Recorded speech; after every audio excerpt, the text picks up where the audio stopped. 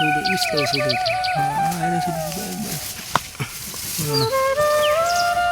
আছে সব সবজি আছে না সবজিগুলো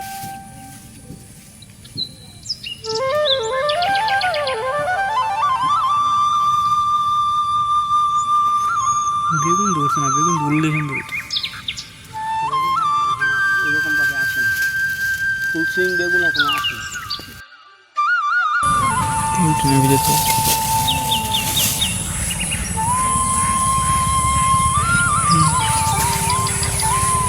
ভালো উঠতেছে।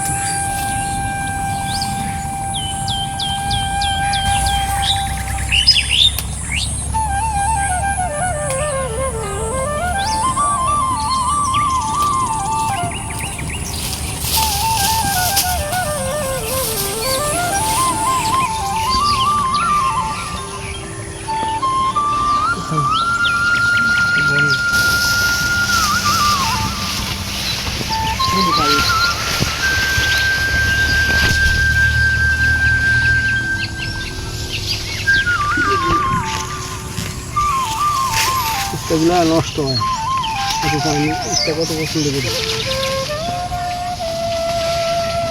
এই বেগুনটা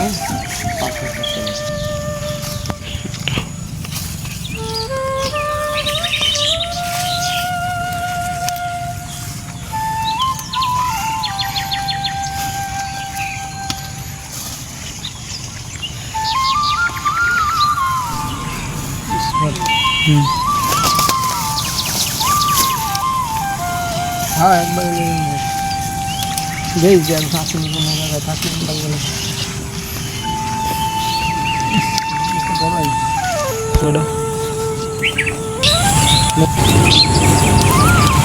আসসালামু আলাইকুম দর্শক, সবাই কেমন আছেন?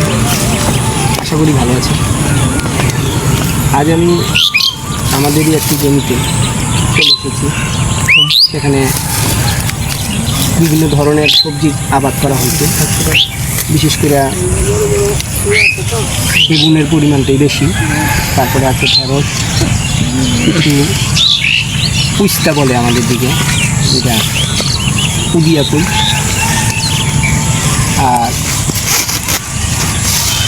আছে কিছু বরবটি, আর সবগুলোর সমন্বয়ে এখানে যে 10 কাঠার একটা জায়গা, এই জায়গার মধ্যে যেই চাষাবাদ করা হয়েছে এটাকে আমরা বলতে পারি এমনি যে সমন্বিত কৃষি। এর মধ্যে পুঁইশাকও আছে কিছু, আর পুঁইশাকের পাশাপাশি পুরা জমিতে সবজি কলা লাগানো হয়েছে।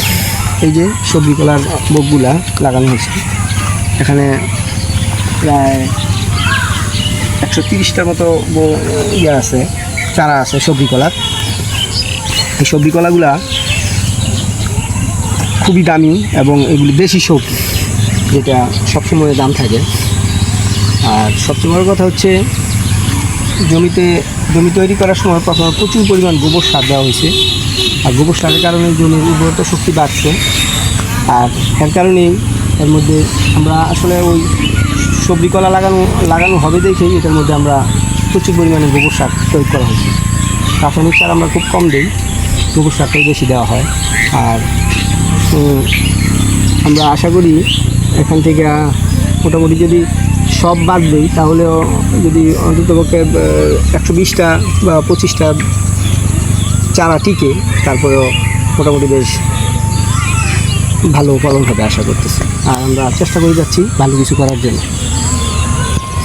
দর্শক, আমরা আপনাদেরকে এই সব আমাদের এই নিজস্ব জায়গা, এটা আমাদের এখানে 1 বিঘা জায়গা, 1 বিঘার মধ্যে এইটা হচ্ছে 10 কাঠার একটা প্লট, আর এইটা হচ্ছে 10 কাঠা একটা প্লট। এখানে আমরা সবজি কলা লাগাইছি, এখানে 130টা বুক লাগানো হয়েছে।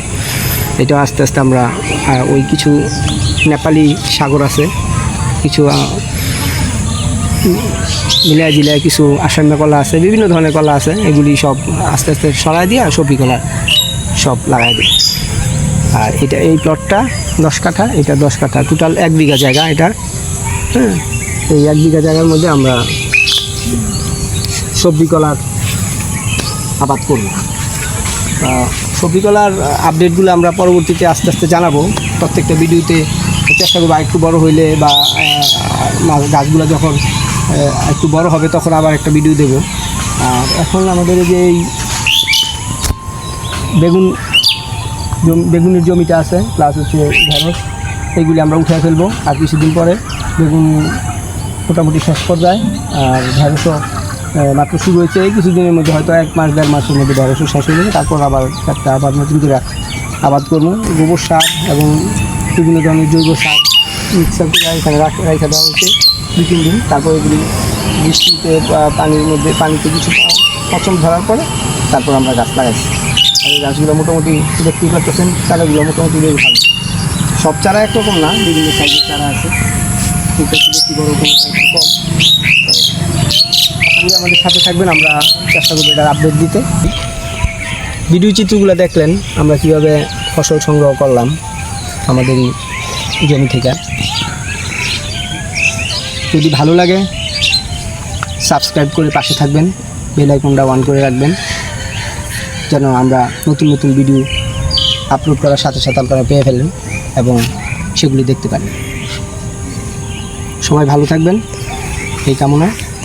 সবাইকে আবারও আলতাফ এগ্রোবিডির সাথে থাকার জন্য আমন্ত্রণ জানিয়ে ধন্যবাদ সবাইকে। আসসালামু আলাইকুম।